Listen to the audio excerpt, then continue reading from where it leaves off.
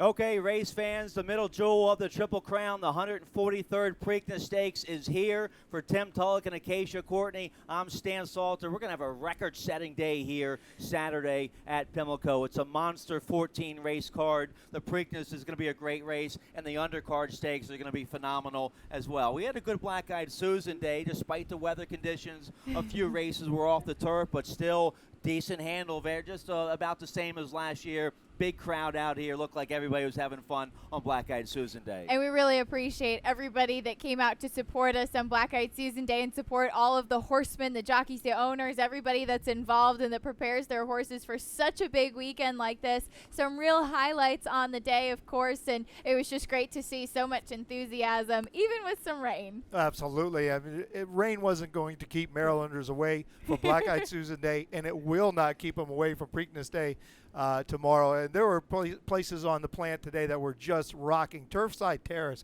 we went out there to do a little segment, and it was just fantastic out there. I wanted to stay and keep partying. I didn't really want to keep working, but what a great day, and we had a few really good races. We certainly did. Let's do a brief recap of the Grade 2 Black-Eyed Susan Red Ruby. Tisnow filly for Kellen Gordon.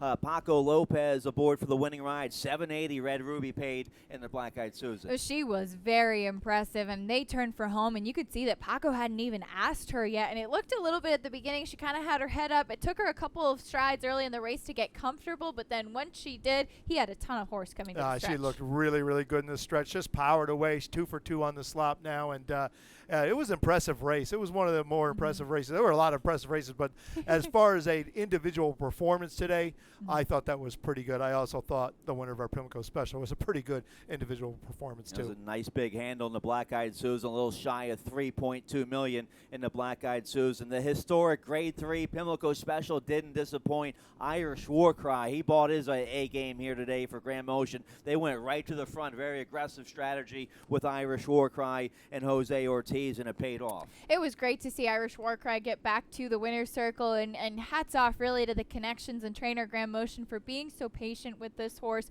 Had a miscue last time out. They said he came back with a case of the thumps. He was definitely on his A game today, and great to see him get back into good form because he has a world of talent. Has a world of talent, and I thought they just made all the right moves. You could tell right from the gate the plan was to get him to the front, get him in clean air, let him get a little brave out there off that disappointing effort in his last start, and boy, did it work, because at the end of the day, he was the best. He was pounds the best in that race, and it was a big race. Irish War Cry gets back on the winning track. All right, so we had a big Black-Eyed Susan Day. Let's show you the current live odds for the 143rd Preakness Stakes, and no surprise, Justify was your 1-2 morning line favorite. He's even more heavy favorite now at 2-5. And it's pretty interesting. It is pretty much about what you would expect it to be with Good Magic second choice, but he's 5-1 right now, and I had seen at one point a lot of money coming in on Tenfold, and he's drifted back up again. I know somebody here is quite interested in that. Oh, absolutely. I'm quite interested. I'm actually very interested in Tenfold and Quip, the fresh horses. All right, so let's show you what the Black-Eyed Susan Preakness Daily Double will pay. There it is, $13.20. not much of a big price there. $13.20 with Justify, and Good Magic paying a little bit more, $48.80. But pretty much everybody else. I mean, if you can find a way to upset the apple cart and upset one of those other horses in the big two, if you will, then you might end up with a good chunk of change at the end of the day. And I think if you want to take a shot, because I know he's 2-5, but it's still racing, and I just don't feel like he's a gimme. I just don't. We'll talk about that race later, but if you like something else, don't be shy. All right, if you want to make some money out here on Preakness Day, we have you all hooked up. Bunch of money-making opportunities for you. We have 4 big guaranteed pools. Let's show you what we have. If you like the multi-race wagers, well, Pimlico here on Preakness Day is where you want to be. Race 2, Tim and I have a ticket for this. It's a $250,000 guaranteed pick 5 starting in race 2. That has an industry low 12% takeout. Then race 6 will kick off a $500,000 guaranteed pick 4. Race 9 will start $1 million guaranteed pick 5 with that same industry low 12% takeout. Then the big one, race 10, ends in race 13. That's the Preakness. That's going to be a $2 million guaranteed pick 4 pool, and all the big guarantees we had on Friday, the total handle for those pools well surpassed the guarantee. So take a look at those guarantees there, and then the final pool is going to be bigger, my prediction. Oh, for sure. So if you're looking at a $2 million pool in that pick 4, you can probably expect it to be a little bit more than that. That's for sure. And I have never seen so many zeros on a screen in my life. That's good money, and I hope everyone plays along. All right, well, let's get right to it. 14 races to handicap for you. Let's start race 1, a nice first-level allowance contest. We'll start the rolling super high five. We have a carryover in that super high five, $6,254. Super high five is a low 15% takeout. If they don't hit it in the first race, it'll carry over to the next race with 7 or more interest. That'll be race 2, so keep your eye on the super high five. We're going 6 furlongs in the opener, 3 and up, first-level allowance contest. I go with the 1, Auto Straight on top. A Giants Causeway Colt here for Todd Pletcher. A sharp debut win back in March down there at Gulfstream, and then went to Keeneland. Pretty tough at Keeneland, right? Yes. Facing winners for the first time. 4-5 in that allowance race. A good effort. Second only beaten ahead. Johnny Velasquez will ride. I think the brake's going to be the key. Hopefully Auto Straight can brake sharp and be right there on the engine early on. Well, I'm not going to belabor the point because you brought up all the good points about this horse, but my Italian friend, our Italian friend Ron Nicoletti, said it's autostrada. It's a highway in Italy. So there's your little Italian lesson for the day, and I agree. He was so impressive in his debut at Gulfstream as well, and a very physically impressive horse. So I tried to get a little cute, and that actually should be my top pick in here. I have the number 6 in second in Hill Shadow for trainer Robin Graham. I'm going to try to make a little bit money using him next to the number 1, my top pick, Autostrad. Autostrad, I'm going to work on that, but I like Autostrad also. I mean, Todd Pletcher and Johnny Velasquez, they always hook up and run and do very, very well. That was a big race in his debut, nice race at Keeneland. The question is, does he handle what is probably going to be off-going, or at least a lot of moisture in the track? I think he probably does. I don't worry about the inside hole so much going 3/4 of a mile here at Pimlico because the rail is set so far off the fence. You have room. You don't usually get pinned down toward the fence, and you can get off and get yourself going. All right, so both Tim and I on the heavy favorite here in the opener. Acacia's going to try to beat the favorite the here. 1 is my top pick. The 6 is my second choice. Okay, yes. all right, good. For the record. For the record. We're all on the 1, Auto Straight here in the opener. Let's turn the page here. Race 2, not race 1. Race 2, we'll start our early pick 5. It's a guaranteed $250,000 guaranteed pool. Both Tim and I have a ticket for it. Tim, let's take a look at your ticket first, see how you played it. Yeah, a nice $40.50 ticket. I go 3 deep in the first leg. The second race using the 4 Contrarian, the 9 She Doesn't Mind, and the 11 Claire's Dowry, who is very interesting tomorrow in that race. 3 deep in the third race using the 6 Happy Farm, the 7 Forge, and the 8 Pop Keenan. 3 deep in the fourth race using the 3 My Tai One On. I just love that name, My Tai One On. The 5 Square Shooter and the 7 Warley. 3 deep in the fifth using the 4 Black Stetson, the 6 Say the Word, and the 9 Colton, Mississippi. And I single in the 7th on Uncle Mojo and Todd Pletcher, $40.50 ticket. Good luck if you all play along, and I sure hope you do. It's going to be a fun day. You can play around with that ticket, but I like this ticket tomorrow. Well, you're single there in race 6, the 7, Uncle Mojo, popular favorite there for Todd Pletcher. Johnny V looks tough to beat in that allowance race. Let's take a look here at the second race. We're going a mile and a 16th on the turf course. Philly Mares, yes, my bad. Let's put up my ticket here as well. Tim and I will have competing pick 5 tickets here in the second race. With different singles. Different singles, yeah. $45 play for me. I'm going to go 5 deep here in race 2 using the 1, 5, 9, the 11, and the 12. Just going 2 deep in the third with the 6 and the 8. Using the 1, 2, 3 there in the fourth race. Race 5, the Jimmy Murphy, the first of 8 stake races on the card. I'm going to single there on the 3, Tap Daddy at 12-1, Ricardo Santana Jr. with a 2-win day, Black Eyed Susan Day. Steve Asmussen won a race as well. So I'll go with the Scat Daddy Colt at a big 12-1 price there. The 3, Tap Daddy, my single in the 5th race. Let's take a look at the 6th race. I'm just going 3 deep there. The 3, 6, 7. So let's take a look here at got the first leg of this big early pick 5, first level allowance contest for filly and mares going a mile and a 16th on the turf. Let's talk about the turf briefly. We're not sure what the exact turf condition will be for Saturday. We do know there'll be some give in the turf, though, at least. There certainly should be some give in the turf. We did have quite a bit of rain on Friday and throughout the a couple of days leading up to it, and you could see the times were a little bit slower, but a smart move by the jocks to take advantage of the good spots in the turf. And I've walked on that turf a couple of times, even a little bit off the rail. It still looks in very good shape. It's in very good shape, and you're going to get basically a fresh turf course tomorrow. That temporary rail is coming down pretty much right now, and it's going to be fresh down toward the rail, and I think it's going to be pretty good tomorrow. I talked to the turf guy today in the middle of the races. He said, don't worry about tomorrow. It's going to be just fine. All right, well, let's see our picks here for race 2. We all have picks here for the second race to start this pick 5. I'm going to go with the 12 on top, my long shot play of the day. Monte Krista, a 3-year-old filly by Cape Blanco. She's out of the mare by Alphabet Soup, a Reuben Sandwich. This filly is a half-sister to Just Howard, who's a graded stakes winner on the turf. I missed her at 17-1 in that turf debut against Maiden Special Weight late April at Laurel. That was run over a good turf course, and she galloped that day, went almost right to the front, won by 4 1/4 with Julian Pimentel. Pimentel back aboard today for Trombetta. They teamed up for a nice win on Friday. Just a big test. A 3-year-old filly stepping up against older horses, facing winners for the first time. Sure, it's a big task, but she's a half-sister to a graded stakes winner on the turf. She's by Arlington Million winner Cape Blanco. I'll take a shot with the 12 Monte Krista here in a second. And it will be a big step up for her, but not only does she have a great name being out of a Reuben Sandwich, which is fun, but that win on the good turf I think will be beneficial to her. I took a stab with the 3 Going Out, and this is a filly that has quite a bit of dirtied up form, and I'm hoping that helps me get a bit of a better price on her. She debuted on the turf at Delaware for trainer Michael Matz, ran very well, and then had a couple of races taken off of the turf. One of those was her win, and that's why I assume they decided to keep her on the dirt,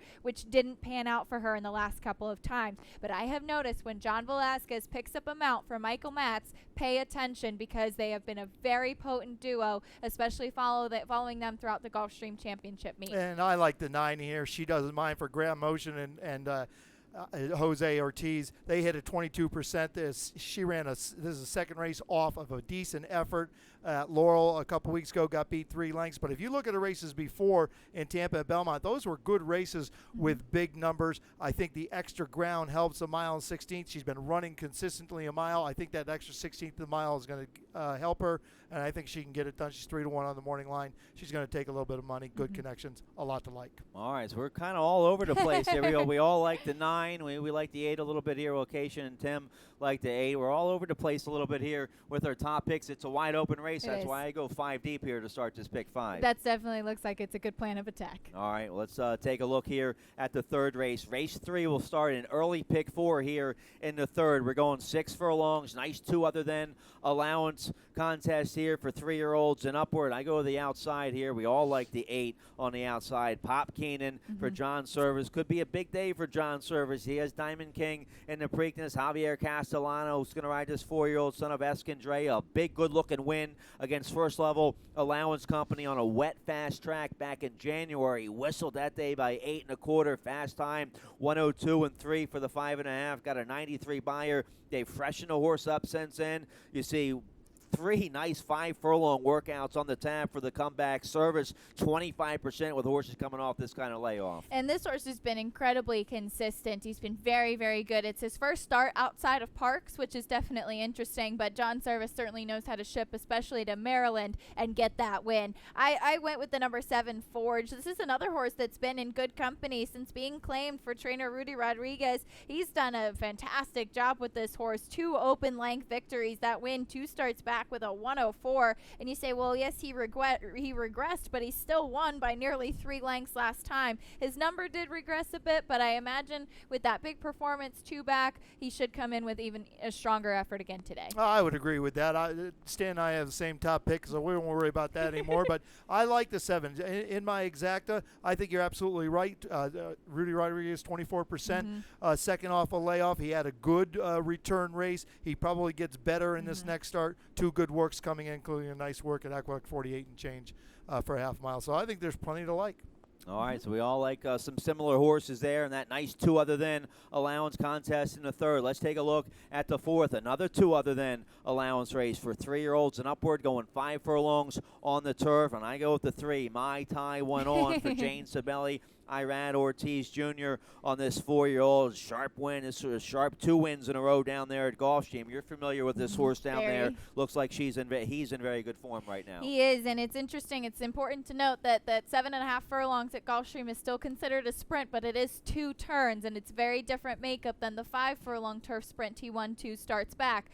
I love that he's cutting back to 5 furlongs, even though he won it 2 turns last time. I think he's much sharper going the 5 furlongs. I've always kind of been waiting for him to do that, and I like him back in this spot again. I'd agree with that. Sprinting on the turf has been very, very good to him. He had a wonderful winner down there in Florida. Jane Sabelli, 22% when horses have won their last starts. He's been running some big speed figures, and I like My Tie Went On, even for more reasons than the name. That's what I was trying to get out. Even for more reasons than the name My Tie Went On. And that's reason enough. Yeah, absolutely. All right, so we all like the 3 there in race 4. We're going to fly through these first 4 because we have 8 stake races to give you a lot of information about. Let's take a look at race 5, the Jimmy Murphy for straight 3-year-olds, going a mile on the turf. The first of 8 stake races this Saturday for you. We have a couple video spotlights to show you. Let's start with the 6. 5-2 morning line here on the 6. Say the Word for H. Graham Motion. Had a big win in the Pimlico Special today. Let's show you the win from Keeneland, going a mile and a 3/16 on the turf. Gets in front, turnover home, and wins going away by 4 3/4. Ortiz back aboard today. Say the Word, going to be awfully tough in the James Murphy. I think he is going to be tough to beat. I think certainly now 3rd off the layoff. Even that first race off the bench down at Gulfstream, he was only beaten a neck, and that was a very strong field that he was facing of special weight company in March during the championship meet. I remember watching that race on the screen at Keeneland and being very impressed by him. That was a big race last time, no question about that. Best lifetime number in that race. But I agree with you. That race, that main special weight race at Gulfstream was a nice race. Sniper Kitten comes out of that race and wins again. So you have a winner coming out of that race. Nice race at Keeneland. Gets to turn back a little bit to the mile 16th. I think there's plenty to like there. Would Say the Word. All right, before we show you our picks here for the 5th, we have another video spotlight to show you the 4 Black Stetson, a 3-year-old by More Than Ready for trainer Juan Carlos Guerra. Georgie Vargas Jr., one of our top riders, had a win on Black Eyed Susan Day. He'll ride this horse for a top barn. Sharp win last out on the turf at Aqueduct. And you do see the number 6 wide in the pink cap is Colton, Mississippi, who's also in this race. And Colton, Mississippi had a very wide trip in there, and he's been a bit of a head scratcher throughout his career. Finished up pretty strongly, but I thought that Black Stetson was very game to hold on. Colton, Mississippi is my top pick in this race, but I do like Black Stetson. That was a nice race last time. Juan Carlos Guerrero does a nice job. He's hitting at 19%. Some good, strong works coming into this race, including a 5/8 work at Parks, 1 minute and 4/5 of a second. That's a strong work. Georgie Vargas rides a lot to like. All right, let me tell you about my 12-1 long shot I on like top it. here. I single on this horse here in the early pick 5, and I'm just double-checking why I like this horse. Well, he's by Scat Daddy. I love Scat Daddies. They're very good on the turf, and this horse has very good form on a turf course with some give in it. Look at the nice win against First Level Allowance Contest Company on a yielding turf course last November when this horse was 2. Nice win there. This horse broke his maiden on the turf at Kentucky Downs on a yielding turf course. So he's proven that he's a true turf horse, and I think on a turf course like this on Preakness Day with all the rain we've had, it's going to take some true turf horses to get over it. It will, and you definitely have good connections in your corner. Steve Asmussen and Ricardo Santana Jr. teamed up to win with Vertical Oak on Black Eyed Susan Day, and he did have trouble in the Transylvania, so I'll be interested to see what we get from him. And if you win at Kentucky Downs, which is basically a big field with rails, that's a true turf course. You can't get much truer than that unless you gallop through Bucks County or something, but Bucks County, Pennsylvania. But, look, I use the horse. I like the horse a little bit, and if he runs back to that last race, he could be very tough. All right, let's turn the page here. Race 6 will kick off a $500,000 guaranteed pick 4. We start to get serious here Oh, in, yeah. in the later parts of the card. I have a ticket for it. Let's show you my ticket here. It's a $20 play. Very affordable here. $20 play. I'm going to go 4 deep here in race 6 using the 1, 3, 6, 7 in the grade 2 Dixie. I like the 1. Fire away at 6-1 for Sugar McGahee, but the favored World Approval. The 7's going to be awfully tough there. I single here in race 8, the Chick Lang for 3-year-olds going 3/4. I single there on the 5, My Toll, who's 3-5. Santana and Asmussen look awfully tough to beat in the Chick Lang. Then in race 9, the grade 3 Gallorette, I go 5 deep there, the 2, 3, 5, 7, 8 with the 5, Cambodia, the favorite there, my top pick. So there you go, a $500,000 guaranteed pick 4 starts here in race 6. It's a first level allowance contest for 3-year-olds and upward, going a mile in a 16th on the main track. The 6, my top pick here. Belfour has been in very good form recently for trainer Cal Lynch. They were high on this horse all along. It took him 4 starts to break his maiden, but that was the first time they stretched him to a mile. And then against, even though it was a Maryland-bred allowance win last out, he won it pretty impressively up by almost 8 lengths going a mile. I think he's well seasoned to go against Open Allowance Company here in race 6. He's really proved himself in his last couple. I like him as well. I went with a horse that's been very good on a wet track, and that's the 3 Bovuk, who is 2 for 2 on the wet track. I know his last race was strong. He is that closing type. We did see some horses on Black-Eyed Susan Day closing on the outside and having those good late kicks on the wet track. And I had even asked Ricardo Santana Jr. if he thought it was fair, and he thought it was. You've seen horses winning from everywhere on that main track, which is what you like to see. So I went with a horse that just seems to relish the off-going. And I went with the 6-5 morning line favorite, and is my single and my pick 5. But I like Uncle Mojo. It's Todd Pletcher's John Velasquez comes in here with a monster work May 11th at Belmont Park, 59 and change for 5/8 of a mile. And this horse has done nothing wrong since stretching out. Throughout that first race, going 3/4 of a mile, started to stretch Uncle Mojo out, and things have gone very, very well for him. I expect him to get the job done tomorrow. If the race happens to be, if the track happens to have some moisture in it, it's not going to matter. This horse gets across it like all Uncle Mo's do. All right, for the first race of the card, we all agree here in race 6 with the same 4 horses. All right, let's turn the page here. Race 7, one of my favorite races in Maryland. It's one of the oldest stake races in the country. The grade 2 Dixie for 3-year-olds and upward, going to feature some of the top turf horses in the country, going a mile and a 16th on the turf. We have a video spotlight of last year's winner, the big good-looking gray, World Approval. Man, he made us proud last year. After winning the grade 2 Dixie, he went on to win the grade 1 4-star Dave at Saratoga on a yielding turf course, won the grade 1 Woodbine Mile, won the Breeders' Cup Mile, and then came back this year. Nice win in the grade 3 at Tampa. Beaten favorite out there at Santa Anita in the grade 1 turf stake out there at Santa Anita. That was probably a hard, firm turf course. And maybe he didn't like that firm turf course out there. He obviously likes a little give in the ground. I think World Approval with Johnny V aboard for Mark Cassie going to be very tough here to defend his title in the Dixie. I'm putting a line through the Kilrow. I don't think that's the type of horse that we're going to see this weekend, and I think that he is superior in this field. And I was there on that 4-star Dave Day in Saratoga, and it was raining buckets, and he did not care in the least. And maybe he's not the nicest horse in the stall, but he is all business out on track. Well, this horse has done nothing wrong. Firm, soft, good. He will run over everything. I agree with you. Throw out that race in California. I've never found those California turf courses to be true turf courses, more like putting greens, and he simply might not have liked it. He still ran a great race. He only got beat 3 lengths in that race, and it wasn't his cup of tea. His best lifetime race is on a yielding turf course. He will run over anything. He doesn't have to take his track with him. He's a beautiful horse.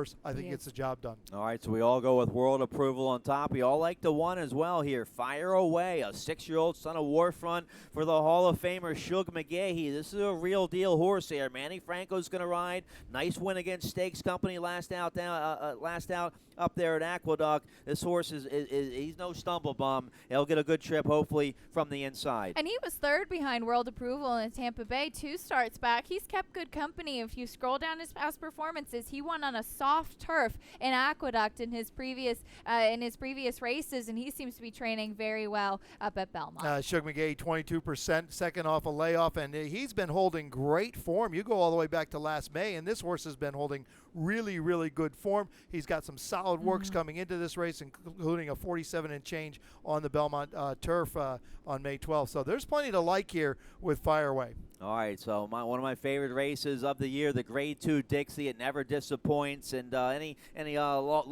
Just Howard's in here. Speaking of my long shot pick in the second race, Monte Cristo. This is his half brother. He was a Maryland-bred horse of the year last year. He's coming off a layoff. He was very good at Laurel. He won on a soft turf course last August, and they took him out to California, maybe just like World Approval. He didn't like the turf out there. It's definitely possible, and I didn't use him, but I kept looking back at him. He's an easy horse to root for. Sure, and the only other horse I'd throw in there for a long shot is O Dionysus.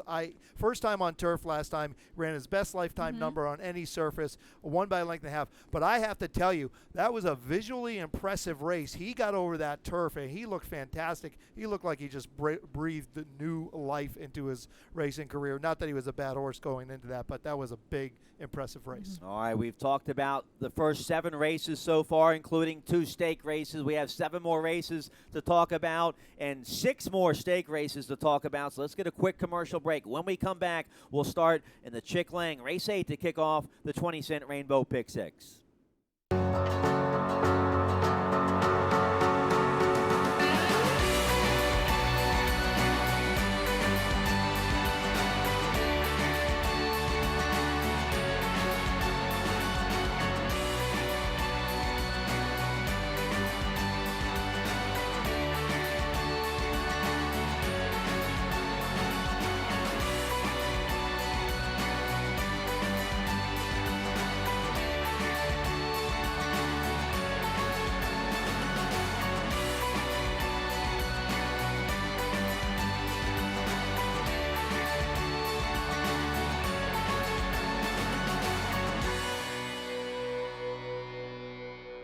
All right, welcome back today at the races presented by Fidelity First. Here we go. Let's take a look at the first leg of the 20-cent Rainbow Pick 6. It's going to start in race 8, the Chick Lang for 3-year-olds, going 3/4 on the main track. There's the carryover. That's a nice little carryover in the Pick 6, a little over 29,000. Hey, I wouldn't be mad to have 29,000.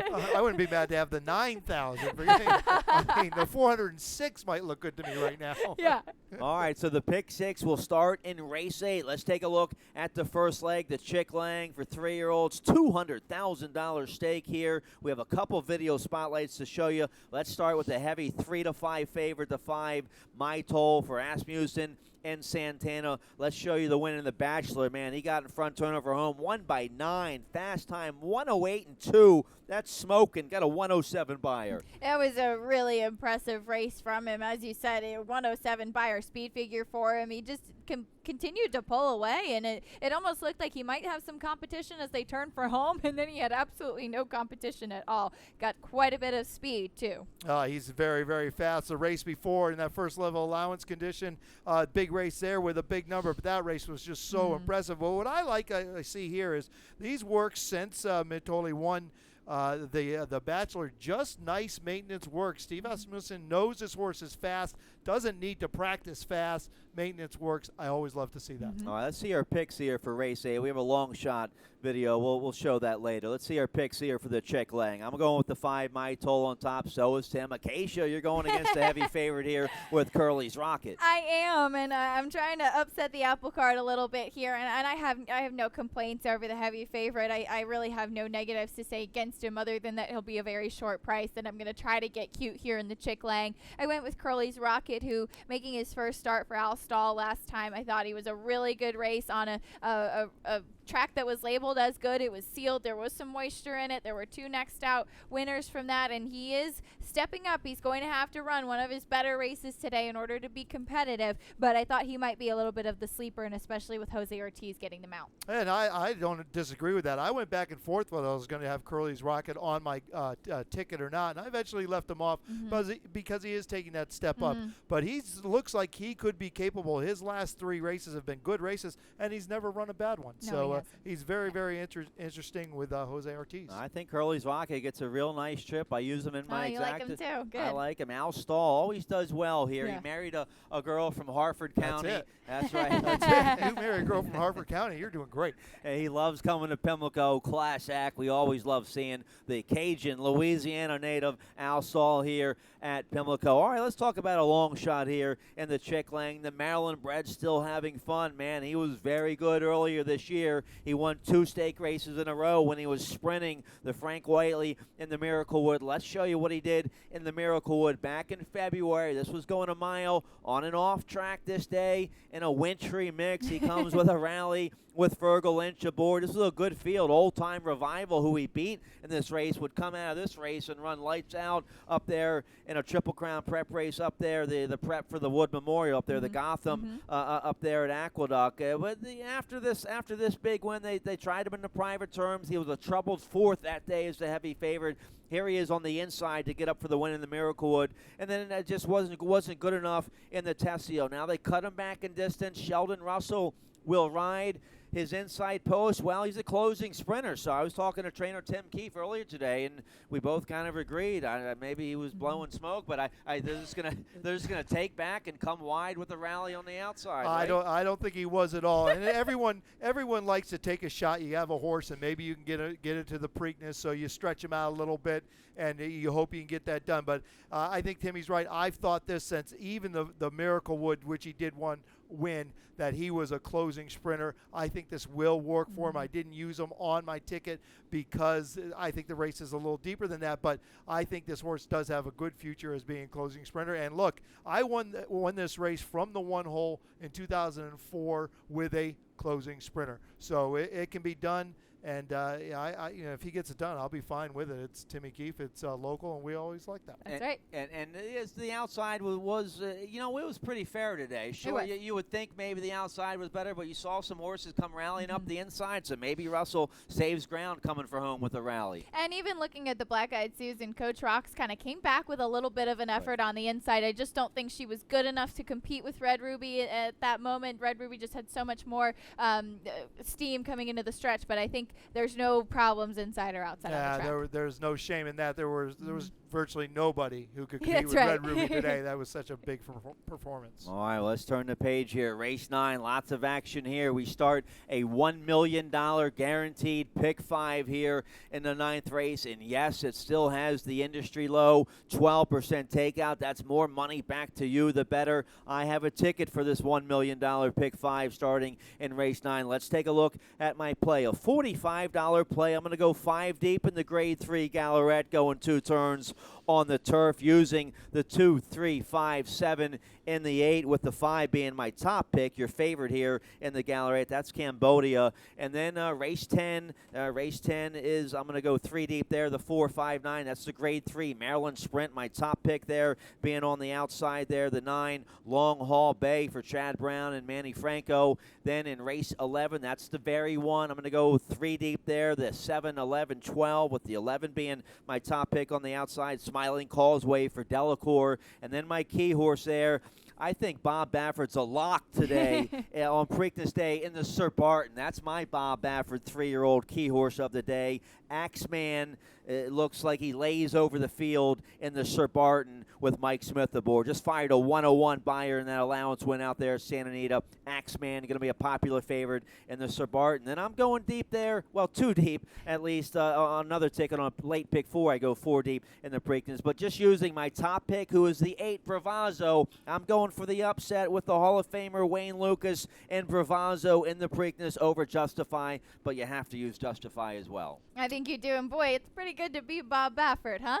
Yeah, very good. The biggest thing I'm concerned about is I heard during the post position draw that he likes Post Malone. Yeah. I sure hope we don't have to send security over there To say, get him. dude, you got to come over here and saddle these horses. You got to come back. So it's an exciting day. All right, so there's my ticket for the pick 5. Let's take a look at the first leg here in the Gallorette. Filly Mares 3 and up, grade 3, $150,000 stake, mile and a 16th on the turf. Let's show you what the favorite did, Cambodia, last year here at Pimlico in the Gallorette on a good turf course. She gets in front by 2, turn of her home, and wins going away with Florent Giroux. Laperoux aboard. Julian Laperoux is going to ride for Tom Proctor on the 5 Cambodia in this year's Gallorette. And you do see Alicia's World, who's in here for Chad Brown, was also in that race in the Gallorette. She finished third that day on leave, split them. But I thought Cambodia that afternoon was really much the best. I remember that race. I remember speaking to Florent afterwards, and he said he could have kept on running with her. He still had so much horse left at the end. That was a huge race last year here, and I think you could just certainly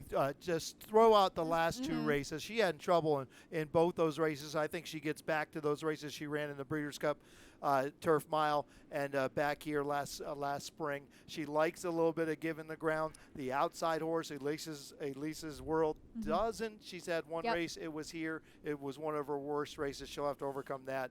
I think Cambodia is going to be very tough. All right, so we all like Cambodia to start off this big pick 5. And I've got to give a little bit of love to Ultra Brat, because this is a horse that always gets overlooked in the wagering, and she is very good. And she won the Marshalls River down at Gulfstream on a good turf. There was quite a bit of rain around that time. She was beaten 3/4 of a length behind Alicia's World. Disappointed in Grade 1 company, but I think that she fits in a spot like this, and we know it's already been a good weekend for Grand Motion with Irish War Cry. All right, let's turn the page. If you like pick 4s, the big one of the day starts in race 10, the Grade 3 Maryland Sprint, going 6 furlongs on the main track. It's a $2 million guaranteed pick 4 starting here in the 10th race. Let's show you my ticket, a $32 play going 4 deep in the Maryland Sprint with the 4, 5, 8, 9 in the very one, using the 1, 7, 11, 12, the Sir Barton. I'm going to key on Axeman for Bobby Baffert. Then I'm going 4 deep there in the Preakness. Bravazzo, the 8's my top pick, but Quipped, I think, is very talented.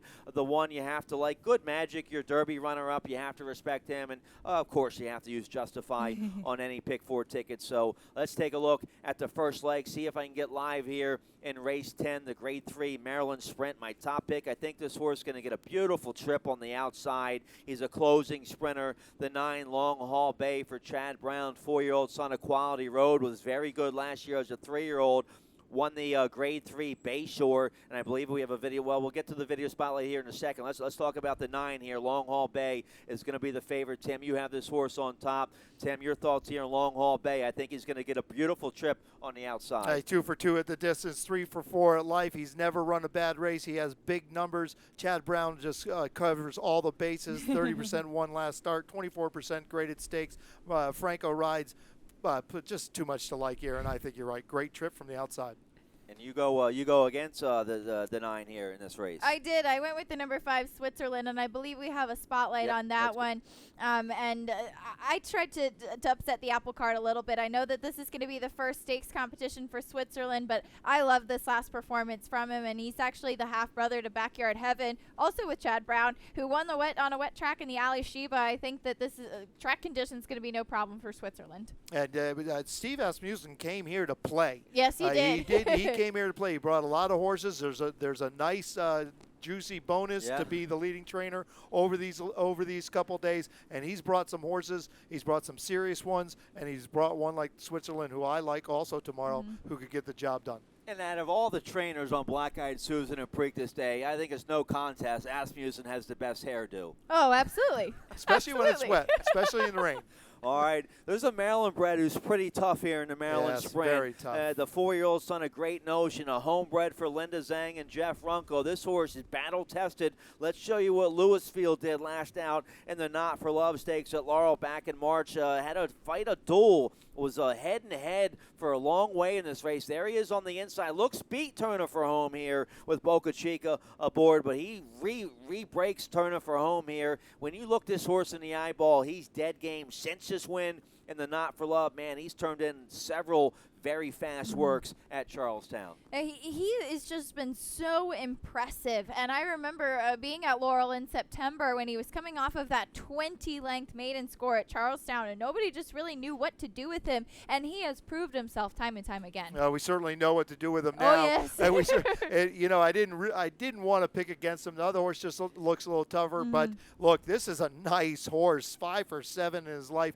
Very, very fast. as Stan mentioned, big works at Charlestown. That's a 3/4 mile racetrack.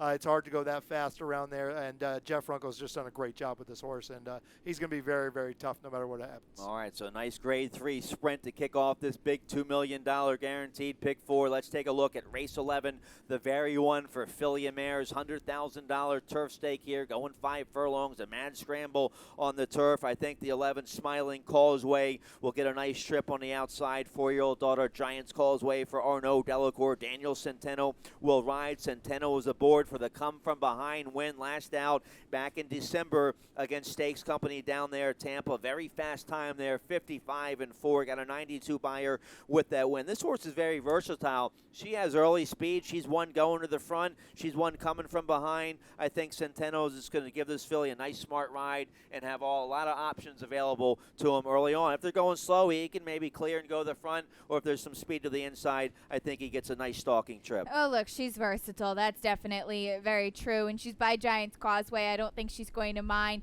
some turf with some cut in it as well, and coming off of a layoff. But, Arnaud Delacour is going to have her ready. I went with the number 5, Girls Know Best, who I followed her a little bit throughout the winter at Gulfstream. She ran against some really nice horses, and though she was beaten in the Captiva Island 2 starts back, she was running against the likes of Blue Bahia and Morticia, who just on that day outclassed the field. Yeah, and I agree with you. I went with the 7 Girls Knows Best. Also, you talked about her, but I just key on the fact that the yielding turf course at Keeneland is going to be very tough. And we have a video spotlight to show you from the late January win down there at Gulfstream. She went right to the front this day, 44-2 for the half mile. Serious speed. I think there's a lot of speed in the very one. That's why I go Smiling Causeway on top. But this is certainly a very nice filly. And it is. And it's worth noting that this was on the Pegasus World Cup undercard around that weekend. And around that time at Gulfstream, speed on the turf was kind of carrying horses a little bit more. And you do see Blue Bahia take a stutter step there. Don't worry, she was fine. She came back and won the Captiva Island after that. In fact, it looked like she was going to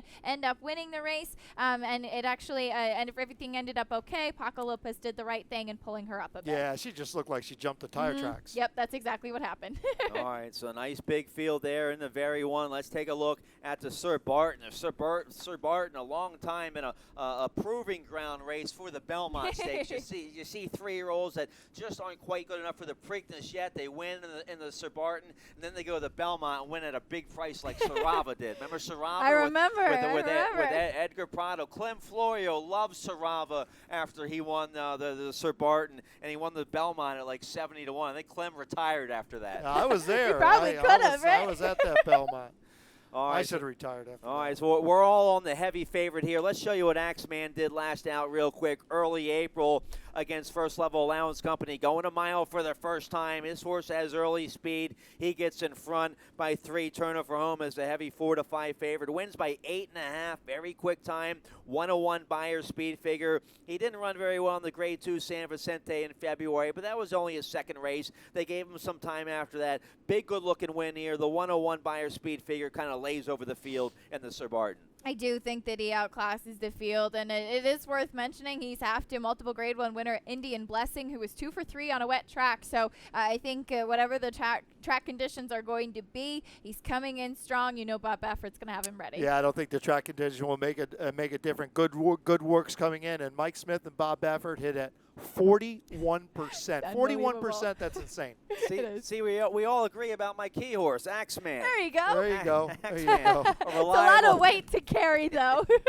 All right, let's turn the page. Let's look at the big feature of the year here in Maryland, the Grade 1 Preakness Stakes, the middle jewel of the Triple Crown, everybody's favorite Triple Crown race. We're going a mile and a 3/16 on the historical Pimlico Oval. Lots of spotlights to show you here. Let's start with the Kentucky Derby winner, Justify. Man, this is a good-looking 3-year-old son of Scat Daddy. Very impressive in the Kentucky Derby. They went quick, 45-3 for the half. Justify just kept on going with the Hall of Famer Mike Smith. And it was pretty impressive how Good Magic, who ran a very, very big race, just could not get to Justify. And it is worth noting he got to the front, and we talked about this a little bit earlier with some of the women doing the handicapping seminar on Black Eyed Susan Day, and Janine Edwards bringing up a good point that I think a lot of people had called mention to. The horses behind the field were getting so much dirt in their face at that Kentucky Derby that nobody really in the second flight had any sort of chance. That said, Justify, he broke the Apollo curse. He's been so impressive. Real quick, let's just see our picks here for the feature. Let's see our picks here for the Preakness. We have a couple other videos to show you. We'll get to them. Tim, your top pick here in the Preakness. Oh, I like my top pick here in the Preakness. I like these fresh horses that are coming in. Tenfold has been training very, very well for Steve Asmussen. Should have no problem if the surface is wet. But going back to Justify, my question is how much that race took out of him. I do know the first half mile of that race took something out of all of them. Came home in 52 and change for the second half mile. So we're going to have to see how much it took out of him that race and see if these fresh horses can come in. And so I think he could be a little vulnerable. All right, so Acacia going with Justify. Tim trying to beat Justify with Tenfold. I'm going to go against Justify as well. Bravazzo has lots of similarities to the Hall of Famer D. Wayne Lucas's last Preakness win in 2013 with Oxbow. Both Oxbow and Bravazzo are both by Awesome again. They both won a Triple Crown prep race down there at the fairgrounds. Bravazzo won the Risen Star. Oxbow won the Lecomte. They were both 6 in the Kentucky Derby. And they both run their best race when they're either on or close to the lead. And I think that's going to be the strategy here with Bravazzo. The Hall of Famer D. Wayne Lucas, he's won 6 Preaknesses. So is Baffert. They're both going for a record-tying 7th Preakness win. Some trainer back in the 1800s won the Preakness 7 times. Here's why I like Bravazzo even more so than what I already said. Lucas has trained this colt very light. Tim, you're a greater stakes winning trainer. He trained this colt very light all week long, just jogging him the wrong way, he'd canter a little bit. I think the reason behind that, trying to sharpen the horse up, trying to put some more early speed in the horse. I think Bravazzo and Luis Saez, who you know very well, man, he just shattered all the records down there at your championship meet at Gulfstream. I think Bravazzo and Saez are going to be all over Justify going into this first clubhouse turn. They're not going to let that heavy favorite get off to an easy, uncontested lead. I would agree with that a little bit. And Bravazzo did look the brightest. Now, Tenfold was absolutely the best-looking horse getting off the van. I mean, Exaggerator looked that good getting off the van, and we know what he did. Tenfold looked that good when he got off the van. The best of all the horses when they got off the truck. But I agree. He's kept this horse a little sharp, and this horse has been very fresh in the morning. I thought Good Magic trained a little flat all week. I did not see Justify train yesterday, but the first day on the racetrack, he just had a little canter around there. He wasn't really that interested in doing what he's doing. I can't talk about yesterday for sure, but Bravazzo has been very bright and very alert this week. All right, a couple of videos. Let's show you the win in that Risen Star for Bravazzo, and he was forwardly placed in this race. He sat second all the way around there and gets up by a nose at 21 to 1 that day in the Grade 2 Risen Star. He beat Noble Indy in that race. Noble Indy came back and won the Louisiana Derby. So why did Bravazzo not run very well in the Louisiana Derby? I don't know. Maybe he just bounced, but he came back and he ran a decent race in the Kentucky Derby with all that traffic and that 20-horse race and the sloppy going. He ran okay, only beaten 8 links at 66 to 1. There's the win in the Grade 2 Risen Star. My top pick here, the 8 Bravazzo. You think I can get 20 to 1 on it still? I think you can, actually. I think you might get maybe something close to that. Who knows? Who knows what price you're going to get on him? But look, yes, Luis Saez did great throughout the winter. And what I've noticed most about Luis Saez is that he is a great finisher in the latter stages of the race. He always saves enough for the late part of the race. All right, we all like the one quipped as well. Let's show you his win in the Grade 2 Tampa Bay Derby. This race was coming off a layoff. What, a 3-4 month layoff. He comes back in a Grade 2, and he gets the money at 19 to 1 here. This is a well-bred 3-year-old son of Distorted Humor, a Windstar Farm owned horse, a Windstar Farm homebred. Florent Giroux will ride for a young up-and-coming trainer, Rodolphe Brissett, a former assistant trainer to Bill Mott, the Hall of Famer. I've seen this young guy out there, this young man out there in the morning. He gallops this horse. He cools this horse horse out. He's the exercise rider, the hot walker. He's doing it all. He learned from one of the best in the business, Billy Mott. The one quipped, I think, live at 12-1. Yeah, I think that he's kind of a horse that's a little bit of the wise guy horse, and second to Magnum Moon, and I think that he's one that some people might think of as the one that might pop up in here. But great to see a young trainer in Rodolphe Brisset doing so well. I think you're right. This is the wise guy. This is the wild card horse, and I'd be a little beware. This horse should handle by distorted humor out of an Indian Charlie mare. I don't think it matters how wet it is. Yeah. This horse is going to run over. It's come in here with some really good races. Those were good races. A grade 2, a grade 1. It's going to be interesting. He's fresh. He is. And that's important to me. We'll have to see. Man, poor Good Magic. We haven't talked about Good him. Magic. He was last year's juvenile champion. He's never been worse than third. He's by Curlin. He was second in the Kentucky Derby. To be honest, I think this is a very special horse, Good Magic. I don't think he likes an off track at all. I think he's just that good. He overcame it in the Derby to finish second. He was getting a little leg weary at the 8th pole. I've seen him gallop out here in the mornings, and he looks okay, but I don't think the off-going's his preferred surface at all. I would agree with that, but I would think they were getting leg weary at the 8th pole. They were just Justified just got the leg weary list, or something like that. They were all tired in the end, but I agree with that. Good Magic, I think, overcame that racetrack, and he's run he's never run a bad race. He's never been worse than third in his life.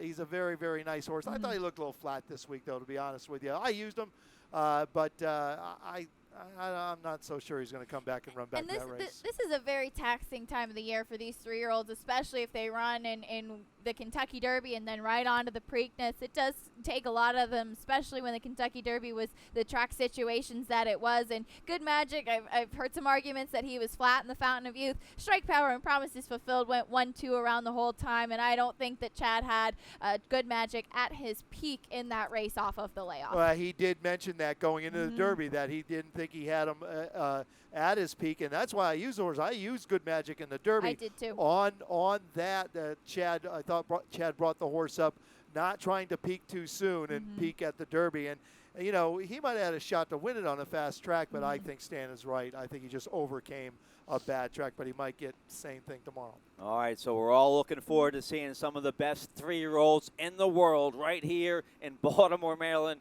at Pimlico. 8 horses in the Preakness. 7 are going to try to beat the heavy favorite, Justified. Bobby Baffert won the last Triple Crown with American Pharoah.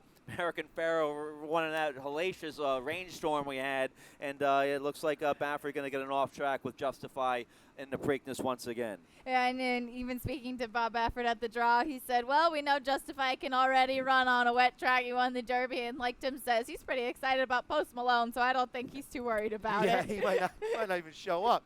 But look, hey, my heart's rooting for Justify. I always like to see the Derby winner win the Preakness because you really want to have that run at the Triple Crown. But, my head says, maybe not slow down.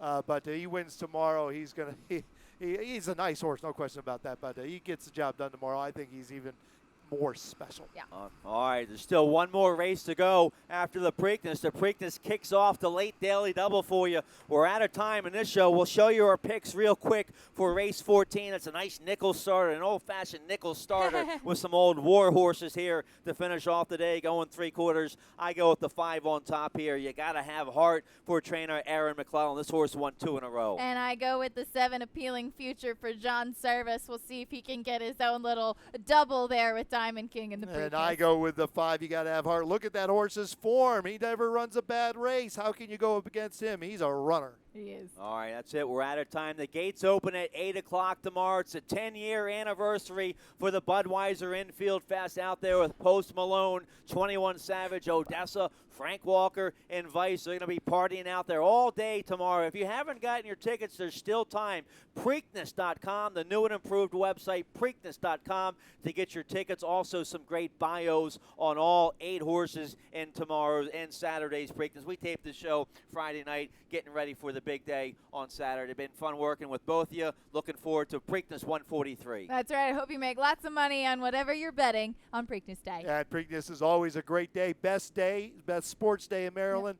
Best sports day in the country as far as I'm concerned. Can't wait. All right, for Tim Tullock and Acacia Courtney, I'm Stan Salter. Have a great Preakness, everybody.